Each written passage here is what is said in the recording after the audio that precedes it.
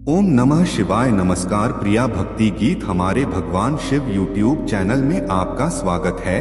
आज हम आपको एक बहुत ही अद्भुत कहानी बताने जा रहे हैं। इस कहानी को ध्यान से सुने।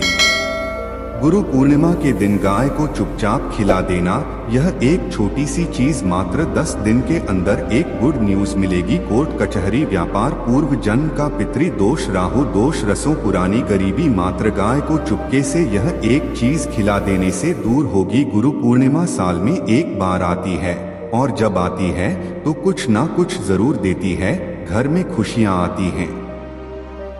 गुरु पूर्णिमा पर आप पूरी कचौड़ी जरूर बनाएंगे और अपने बुजुर्गों को भोग लगाएंगे ही लगाएंगे, लेकिन आप गाय को गुरु पूर्णिमा के दिन एक चीज खिलाना भूल जाते हैं जो हम बताने वाले हैं। यह चीज गाय को खिलाते ही आप धनी हो जाएंगे। दोस्तों, यदि बलवान बनना है तो गुरु जीवन में अति आवश्यक है। गुरु माता पिता से सर्वश्रेष्ठ है। माता पिता से भी बढ़कर माना जाता है। ईश्वर से भी बढ़कर गुरु को माना गया है। गुरु नहीं तो कुछ भी नहीं। गुरु का होना उतना ही जीवन में जरूरी है जितना कि पीने के लिए जल पवित्र गंगा जल से भी पवित्र होता है। गुरु का जीवन में होना पालन पोषण करने वाली माँ, शिशु को दूध पिलाने वाली माँ से भी बढ़कर गुरु को माना जाता है। अक्सर अपने मुकेश अंबानी जी की शादी पार्टी समारोह में गुरुओं को आते हुए देखा होगा। मुकेश अंबानी भी गुरुओं का आदर सम्मान करते हैं, उनका नतमस्तक प्रणाम करते हैं। मुकेश अंबानी के गुरु हैं रमेश भाई ओझा। अमीर गरीब चाहे कितना भी पैसे वाला क्यों ना हो, यदि जीवन में गुरु ना हो तो वह मात्र कंकर के समान माना जाता है। गुरु आप अपने माता पिता को भी मान सकते हैं, बड़े भाई मौसी चाचा ताऊ ताई पंडित महात्मा ऋषि। आप किसी को भी अपना गुरु बना सकते हैं। गुरु जो होता है भटके को राह देता है, कामयाबी की सीढ़ी चढ़ाता है, प्यासे को पानी देने वाला जिस प्रकार महान है उसी प्रकार गुरु सर्वश्रेष्ठ और महान है। देखिए, सनातन धर्म हर साल आषाढ़ मास की शुक्ल पक्ष की पूर्णिमा तिथि को गुरु पूर्णिमा मनाई जाती है। यह दिन पूर्णिमा का जो दिन होता है विशेष होता है, स्नान दान की तिथि। लेकिन आज आषाढ़ मास की पूर्णिमा को हम गुरुओं को समर्पित करते हैं। आज के दिन गुरुओं का आशीर्वाद लेना बहुत ही शुभ माना जाता है। यह आशीर्वाद कोई मामूली नहीं होता। साक्षात समझ लेना, आपके भगवान ने आपके सर पर मस्तक पर हाथ रख दिया, आशीर्वाद दे दिया। धार्मिक जो मान्यता है, इसी दिन वेदव्यास जी का जन्म हुआ था, इसलिए इस पूर्णिमा को व्यास पूर्णिमा भी हम कहते हैं।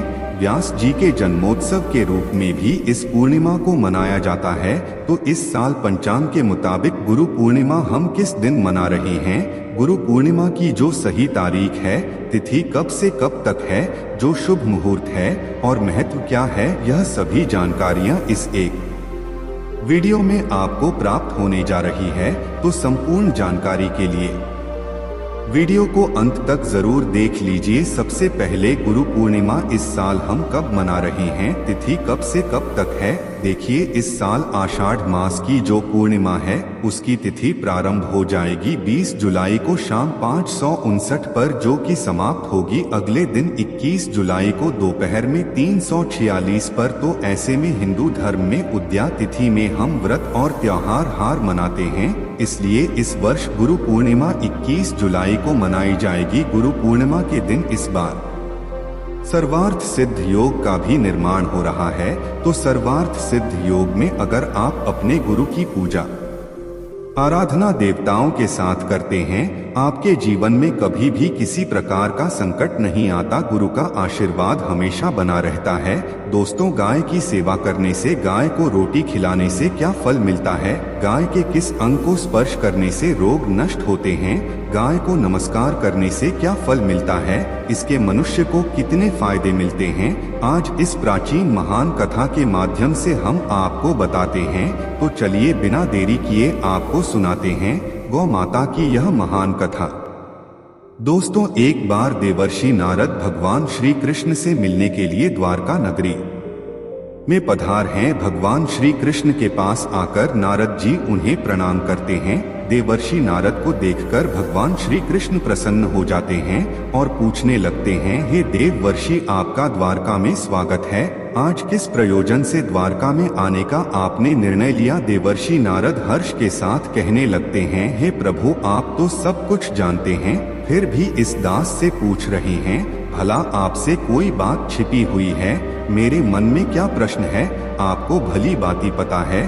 भगवान श्री कृष्ण कहते हैं, हे देवर्षि, मैं आपकी द्विधा को जानता हूँ और यह भी जानता हूँ कि आप समस्त मनुष्य जाति के कल्याण के लिए ही आज यहाँ पर पधारे हैं। आपने संकोच होकर पूछे, आपके मन में जो भी प्रश्न हो। फिर देवर्षि कहने लगते हैं, हे प्रभु, यदि आप चाहते हैं तो मैं आपसे एक प्रश्न पूछने की चेष्टा करता हूँ। प्रभु, मैं आज पृथ्वी लोक का भ्रमण कर रहा था तो मैंने बड़ा ही विचित्र दृश्य देखा। मैंने देखा कि कुछ दुष्ट मनुष्य गायों को मार रहे थे, वही दूसरी कुछ मनुष्य गायों की पूजा भी कर रहे थे। तो प्रभु, यह दृश्य देखकर मुझे बड़ी व्यथा हुई। मनुष्य खुद के स्वार्थ के लिए निष्पाप पशुओं पर अत्याचार क्यों करता है? हे प्रभु, मेरे मन में यह जानने की जिज्ञासा हो रही है कि जो मनुष्य गाय की सेवा करता है, उसकी पूजा करता है, उसे क्या फल मिलता है, और जो पापी गाय पर अत्याचार करता है,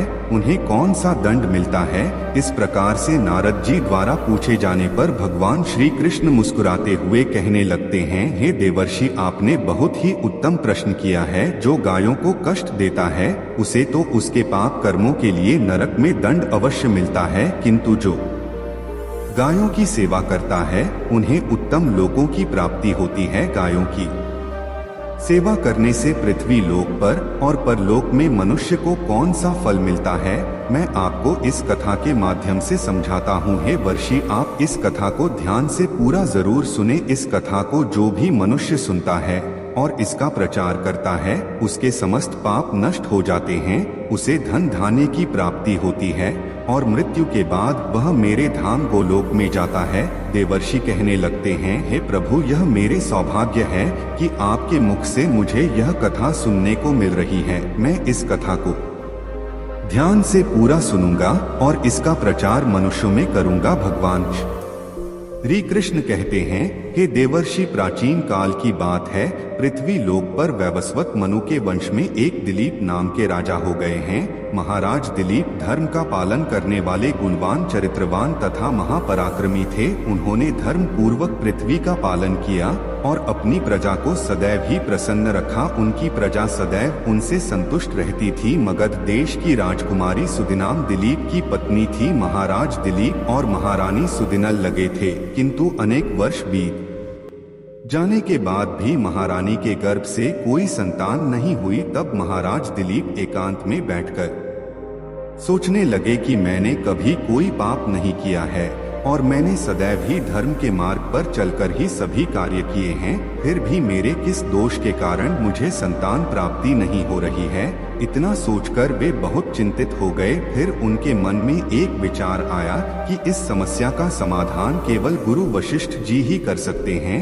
वे ही मुझे मेरे दोष के बारे में बताएंगे और पुत्र प्राप्ति के लिए कोई उपाय बताएंगे। इतना सोचकर महाराज दिलीप अपनी पत्नी के साथ गुरु वशिष्ठ जी के आश्रम पर पहुंच गए। आश्रम पर वशिष्ठ जी नित्य कर्म, ध्यान आदि कार्य समाप्त करके अपनी पत्नी अरुंधति के साथ बैठे हुए थे। उसी समय महाराज दिलीप रानी के साथ उनके पास जाते हैं और उनका दर्शन करते हैं। वशिष्ठ जी ने महाराज दिलीप का स्वागत किया और उनकी पत्नी अरुंधति ने महारानी का स्वागत किया और उनका कुशल मंगल पूछते हुए उन्हें आशीर्वाद दिया। वशिष्ठ जी महाराज दिलीप से कहने लगे, हे राजन, सब कुशल मंगल तो है ना? आप और महारानी का आज अचानक वन में मेरी कुटिया में पधारने का क्या प्रयोजन है? किस कारण से एक महान सम्राट को अपना राजपाट छोड़कर इस वन में आना पड़ा? श्वाकुकुल के सभी राजा महाराज पुत्र उत्पन्न करके उन्हें अपना राज्य सौंपकर तपस्या करने के लिए वन में आते हैं, किंतु आप अभी भी जवान हैं। आपने अभी अभी राज्य का कारभार संभाला है, आपने अभी तक पुत्र भी उत्पन्न नहीं किया है, फिर आप ऐसे अपना राजपाट छोड़कर वन में क्यों चले आ गए? यह आप जैसे महान सम्राट को शोभा नहीं देता है। महाराज दिलीप कहते हैं, हे महर्षि, मैं आपके यहाँ पर तपस्या करने के लिए नहीं आया हूँ। गुरुदेव, मैं आपके पास सहायता मांगने के उद्देश्य से आया हूँ, कृपया आप मेरी सहायता कीजिए, मैं बहुत दुख में हूँ। फिर महर्षि अगस्त्य कहते हैं, हे राजन, आपके जैसे महान सम्राट को भला किस बात की सहायता चाहिए, आप तो स्वयं सभी की रक्षा एवं सहायता करने में सक्षम है। महाराज दिलीप कहते हैं, हे गुरुदेव, मैं आपके पास यह जानने के लिए आया हूँ कि किस दोष के कारण मुझे अभी तक पुत्र की प्राप्ति नहीं हुई है, कृपया आप अपनी दिव्य शक्ति से जानकर मुझे मेरा दोष बताइए और उस दोष के निवारण के लिए उपाय भी अवश्य बताइए। पुत्र के बिना मेरा जीवन व्यर्थ हो जाएगा, मुझे मुक्ति नहीं मिलेगी। तब महर्षि अगस्त्य कहते हैं, हे राजन, यह तो आश्चर्य की बात है, मैं अवश्य आपकी सहायता करूंगा। फिर महर्षि अगस्त्य अपनी दिव्य दृष्टि से महाराज के भूतकाल को देखने लगते हैं तो उन्हें राजा की एक भूल के बारे में पता चलता है। महर्षि अगस्त्य महाराज से कहते हैं, हे राजन, आपसे एक बड़ी भूल हुई है जिसका आपको ज्ञान नहीं है। जब आप इंद्रलोक में देवराज से मिलकर लौट रहे थे, तभी मार्ग में एक कल्प वृक्ष के नीचे खड़ी गाय और उसके बछड़े को आपने दुर्लक्ष्य कर दिया था। वह गाय और उसका बछड़ा अत्यंत भूखे और कष्ट में थे। आपने उस कामधेनु गाय को ना भोजन कराया और ना ही उसे नमस्कार किया। उस गाय ने आपसे सहायता भी मांगी, किंतु आप अपनी प्रसन्नता में खोए हुए थे और आपको उस गाय की पुकार भी सुनाई नहीं दी। आपकी कृतज्ञता को देखकर वह गाय अत्यंत दुखी हुई और उसने आपको श्राप दे दिया है। हे राजन, जो मनुष्य गाय को कष्ट में देखकर उसकी सहायता नहीं करता, भूखी गौ माता को भोजन नहीं कराता, उसे तो महापाप लगता है और उसी गाय के श्राप के कारण आपकी कोई संतान नहीं है। इस प्रकार से महर्षि अगस्त्य ने महाराज दिलीप को उनके दोष के बारे में बता दिया, जिसे सुनकर महाराज बहुत दुखी हुए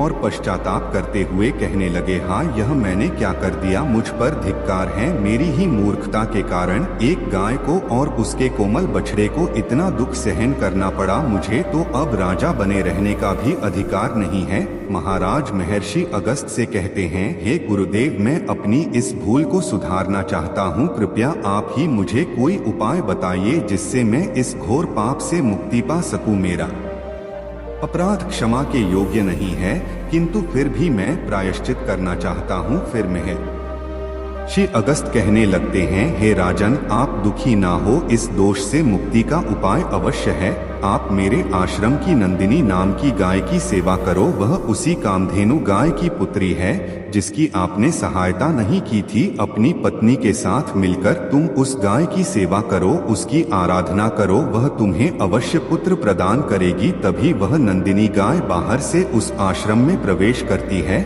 उस गाय को आता देखकर महर्षि अगस्त्य बोले, हे राजन, देखिए, केवल स्मरण करने मात्र से ही कल्याण करने वाली यह नंदिनी गाय स्वयं चलकर आई है। आप भाग्यशाली हैं।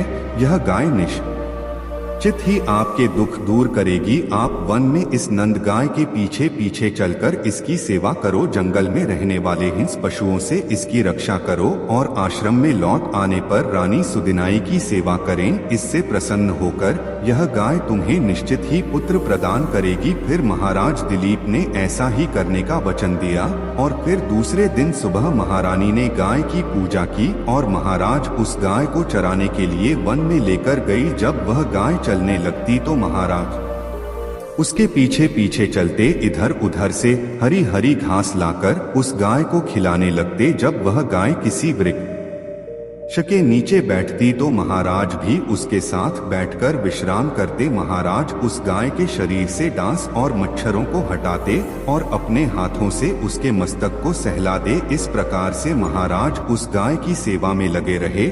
जब शाम हुई तो महाराज उस गाय के साथ आश्रम में लौट आए। आश्रम में पहुंचते ही उस गाय ने अपने खुरों से महाराज पर धूल उड़ाई, जिससे महाराज का शरीर पवित्र हो गया और उसके सभी पाप नष्ट हो गए। फिर महारानी सुदक्षिणा ने आगे आकर नंदिनी की अगवानी की और विधिपूर्वक उस गाय का पूजन किया तथा बारंबार उसके चरणों में मस्तक झुकाया।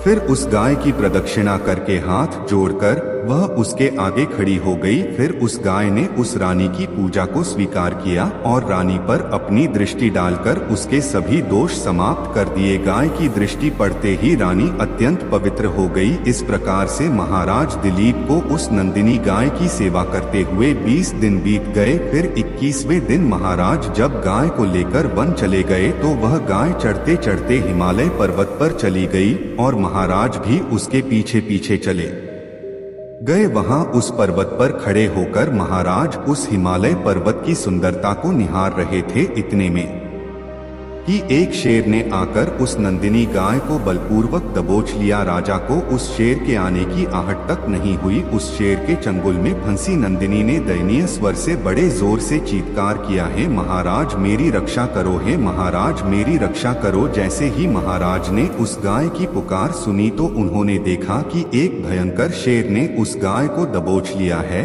और उस गाय की आंखों से आंसुओं की धारा बह रही है, जिसे देखकर महाराज व्यथित हो उठे और उन्होंने तुरंत ही अपना बाण निकाला और धनुष की डोरी पर रखा और उस शेर को मारने के लिए प्रत्यंचा खींची। उसी समय उस शेर ने महाराज की तरफ देखा। उस शेर की दृष्टि पड़ते ही महाराज का शरीर स्तब्ध हो गया, उनकी शक्ति क्षीण हो गई, उनका सारा बल नष्ट हो गया। अब उनके अंदर उस बाण को छोड़ने की भी शक्ति नहीं रही। फिर वह शेर उस महाराज से बोलने लगा, हे राजन मेरे ऊपर प्रहार करना तुम्हारे बस की बात नहीं है, क्योंकि भगवान शिव मेरी ही पीठ देने के लिए तैयार थे, इसीलिए मैं तुम पर बहुत प्रसन्न हूँ। अब तुम मुझे वरदान मांगो, जो तुम्हारी मनोकामना है वह कहो, मैं अवश्य पूर्ण करूँगी। महाराज दिलीप कहते हैं, हे गौ माता मेरे मन में जो इच्छा है आप वह अवश्य जानती होंगी, कृपया मुझे पुत्र दान कीजिए, मेरी यही कामना है। फिर उस नंदिनी गाय ने कहा, हे बेटा तुम पत्ते के द्रोण में मेरा दूध लेकर उसका पान करो, इससे तुम्हें अत्यंत बुद्धिमान और गुणवान पुत्र की प्राप्ति होगी। महाराज दिलीप कहने लगे, हैं माता इस समय पर मैं आपके मधुर वचन सुनकर ही तृप्त हो चुका हूँ। अब आप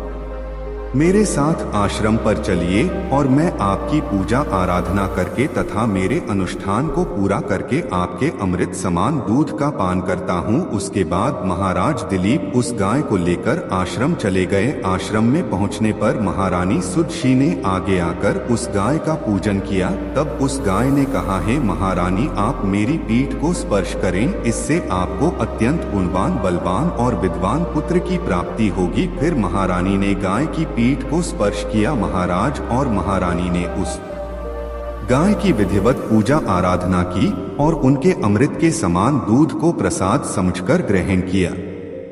उन दोनों की प्रसन्नता देखकर महर्षि वशिष्ठ कहने लगे, हे राजन अब यह गाय तुम दोनों पर प्रसन्न है, तुम्हारी मनोकामना अवश्य पूर्ण होगी। जो भी मनुष्य गाय की सेवा करता है, उसे भोजन कराता है, उसकी प्रदक्षिणा करता है, उसके सभी मनोरथ सफल होते हैं। जो भी गाय की रक्षा करता है उसकी कभी दुर्गति नहीं होती है। मृत्यु के बाद वह गोलोक में जाता है और भगवान श्री कृष्ण के साक्षात दर्शन करने का सौभाग्य उसे प्राप्त होता है। जो श्रद्धा पूर्वक गाय का दूध पीता है वह सभी रोगों से दूर रहता है। जो गाय की पीठ पर जो कुबड़ होता है उसे स्पर्श कर लेता है, उसके सभी दोष और पाप नष्ट हो जाते हैं। जो गाय का दान करता है वह वैतरणी नदी को गाय की पूंछ पकड़कर पार कर लेता है। जो स्त्री रोज गाय को रोटी खिलाती है वह सौभाग्यशाली बन जाती है। गाय समस्त पापों का नाश करने वाली और सभी मनोरथ को पूर्ण करने वाली है।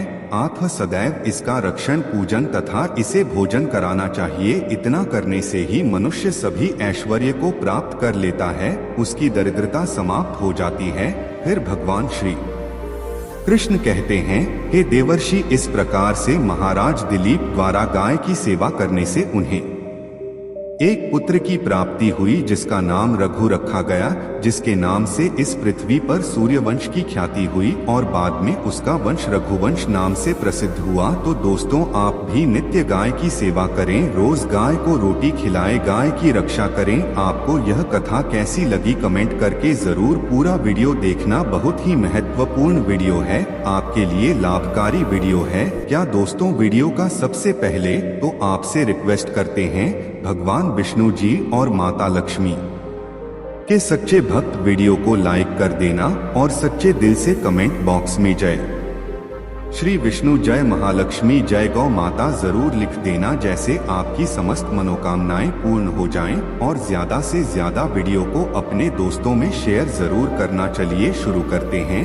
कौन कौन से गाय से जुड़े उपाय। दोस्तों, सनातन परंपरा में गाय, गंगा और गया तरी का बहुत ज्यादा धार्मिक महत्व है। मान्यता है कि माता के पर 33 कोटि देवी देवताओं का वास होता। गौ माता की सेवा एवं पूजा करने वाले जातक पर इन सभी देवी देवताओं की कृपा बरसती है। गौ सेवा से न सिर्फ इस जन्म के बल्कि पूर्व जन्म के भी दोष दूर हो जाते हैं। प्रत्येक सुबह जब आपके घर में भोजन बना प्रारंभ हो तो सबसे पहले बनाई गई रोटी को आप गौ माता के नाम से निकाल दें और भोजन करने से पूर्व गौ माता को इस रोटी को खिलाएं। यदि संभव तो काली गाय को खिलाएं। यदि काली गाय ना मिले तो सफेद गाय को भी हिला सकते हैं। प्रति एक ऊर्जा और मांगलिक कार्य में गौ माता या उनसे जुड़ी चीजें जैसे गाय का गोबर, गोमूत्र, गाय का दूध अथवा गाय के दूध से बना भी जरूर शामिल करें। इससे आपको उन्हीं की प्राप्ति होगी। सनातन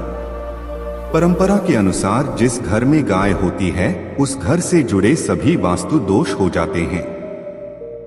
किसी भी पूजा में गाय से हासिल 5 मई युक्त प्रथा का उपयोग जरूर शामिल करें, क्योंकि पंचम के बिना कोई भी पूजा पाठ और हवन सफल नहीं होता। जहां दोस्तों व कृपा पाने के लिए प्रतिदिन, सप्ताह अथवा महीने में परिवार समेत एक बार गौशाला जाने का नियम जरूर बनाएं और वहां गायों को हरा जरूर खेल। इससे आपको शुभ फलों की प्राप्ति और साथ ही साथ गौ सेवा और ऊर्जा से 9 ग्रह शांत हो जाते हैं और इनसे जुड़े दोषों का निदान हो जाता है। गर्मियों में गौ माताओं को पानी पिलाएं और सर्दी में गौ माता को गुड़ जरूर खिलाएं। ध्यान रखें, गर्मियों में गाय को गुड़ खिलाएं। अनेक देवी देवताओं को अपने शरीर पर धारण करने वाली गौ माता से जुड़े कई शुभ और अशुभ संकेत भी होते हैं।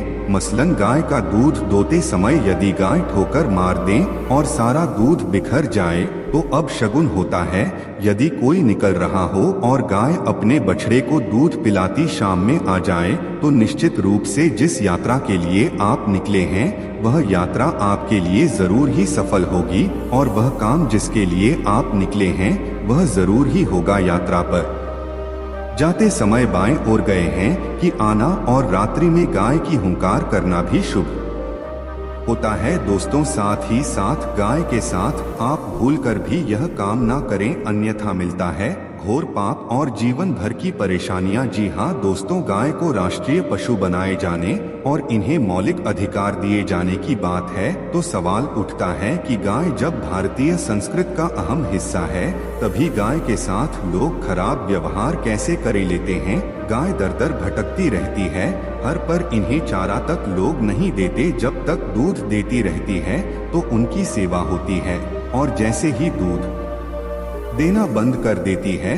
तो लोग इन्हें उनकी किस्मत पर छोड़ देते हैं, सड़कों पर और गलियों में भटकने के लिए। ऐसे में गोवंश जीवों को कोई डंडे से मारता है तो कोई उन पर पानी डाल देता है। कभी वाहनों से इन्हें ठोकर लग जाती है तो बीमार होकर बेचारी गाय दम तोड़ देती है। ऐसे में जरूरत है इन बातों को कि गाय को लेकर शास्त्रों में क्या कहा गया है, गाय के साथ आपको कैसा व्यवहार करना चाहिए। क्या आप दोस्तों गाय को कभी भी मारना पीटना नहीं चाहिए। शास्त्रों में गाय को माता का दर्जा दिया गया है।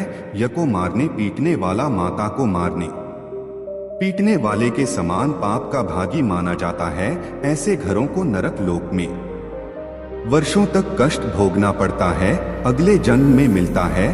तथा है कि गौतम मुनि ने गलती से गाय को डंडा मार दिया जिससे गाय की मृत्यु हो गई थी और इस पाप से मुक्ति के लिए इन्हें वर्षों तक तपस्या करनी पड़। यह भगवान श्री कृष्णा जी ने स्वरूप में आए वृत्तासुर का वध कर दिया था, जिससे मुट्ठी के यह भगवान श्री कृष्णा को संपूर्ण तीर्थों को एक झुंड में बुलाना पड़ा और इस कुंड में स्नान से वह मुक्त हो गए थे। साथ ही साथ जो लोग पानी पी रहे को भगाते हैं वे घोर पाप के भागी बनकर ना भोगते हैं, ऐसा पुराणों में बताया गया है, जबकि जो लोग गाय के लिए या और चारागाह बनवाते हैं वह माँ होते हैं। ऐसे लोग घोर पाप से मुक्त होकर स्वर्ग पाए जाते हैं और बड़े ही धनवान कुंड में जन्म लेकर सुख भोगते हैं। और साथ ही साथ आराम कर रही गाय को कष्ट देकर कभी भी उठाना नहीं चाहिए। कहते हैं कि जिस स्थान पर गाय बैठी है वहाँ से नकारात्मक ऊर्जा समाप्त हो जाती है। गाय के बैठने की जगह को जो लोग नियमित साफ रखते हैं वे पूर्व जन्म में किए गए जाने अनजाने में पापों से मुक्ति हो जाते हैं और गोलोक में स्थान पाते हैं। गाय को डंडा मारकर उठाना, पानी डालकर उठाने से मनुष्य पाप का भागी है और अगले जन्म में उसे दर दर भटकना पड़ता है। और साथ ही साथ शास्त्रों में बताया गया है कि गाय का दूध उसके बछड़े के लिए होता है। गाय के बछड़े से हुआ दूध ही मनुष्य को लेना चाहिए, परंतु कुछ लोग एक बार गाय को दो लेने के बाद फिर से बछड़े के लिए हुआ दूध भी हो लेते हैं। ऐसा करना घोर पाप कहा जाता है। ऐसे दूध को दो हारने वाला और ग्रहण करने वाला दोनों ही पाप के भागी बन जाते हैं। दोस्तों, साथ ही साथ शास्त्रों में कहा गया है कि गोवंश यानी गाय और बैल के नहीं बैठना चाहिए। इनके एक पर बैठने से महापाप लगता है। ऐसे लोगों की यातना भोगनी पड़ती है। एकमात्र महादेव के अंश से उत्पन्न नंदी ही गौवंश ही है, जिस पर महादेव और महादेवी सवारी करती है, क्योंकि नंदी ने स्वयं अपनी इच्छा से महादेवी की सवारी बनना स्वीकार किया था। और साथ ही साथ शास्त्रों में गाय के दान को बहुत ही महत्व दिया गया है, परंतु ऐसी गाय का दान कभी नहीं करना चाहिए जो बूढ़े और बीमार हो। कठोपनिषद में नचिकेता की कथा भी इस गर्भ में है कि जिस चित्ता ने पिता द्वारा बूढ़ी गाय को दान करने पर आपत्ति जताई थी, दूध देने वाली और बछड़े सहित जो लोग गाय का दान करते हैं महान पुण्य को हासिल करके स्वर्ग में स्थान पाते हैं। दोस्तों, साथ ही साथ सूर्य चंद्र मंगल शुक्र की युति राहों से हो तो पितृदोष होता है। यह भी मान है कि सूर्य का संबंध पिता से एवं मंगल का संबंध रक्त से होने के कारण सूर्य यदि शनि राहु या केतु के साथ स्थित हो या दृष्टि संबंधी होता मंगल की युति राहु या केतु से हो तो पितृदोष होता है। इस दोष से जीवन संघर्षमय बन जाता है। यदि पितृदोष हो तो गाय को प्रतिदिन या किसी भी एकादशी, कोई किसी पूर्णिमा के दिन या अमावस्या को रोटी गुड़ चारा आदि खिलाने से पितृदोष समाप्त हो जाता है। साथ ही साथ देसी गाय की पीठ पर जो खुद को बड़ा होता है वह बृहस्पति गुरु है। 8 जन्मपत्री में यदि बृहस्पति नीच राशि मकर में वह सफल होगी। और साथ ही साथ यह संकेत भी जाने, यदि आप यात्रा पर जा रही हैं और सामने आपके गाय पर जाएं अथवा अपने बछड़े को दूध पिलाती हुई सामने गाय दिखाई दे जाए तो समझ जाना कि वह यात्रा आपके लिए जरूर ही सफल होगी। और साथ ही साथ घर में गाय होती है उसमें वास्तु दोष स्वतः ही समाप्त हो जाता है। और साथ ही साथ आपको बता दें कि गाय को आप जो भी रोटी बनाएं प्रतिदिन ताज़ी रोटी ही बनाएगा को अगर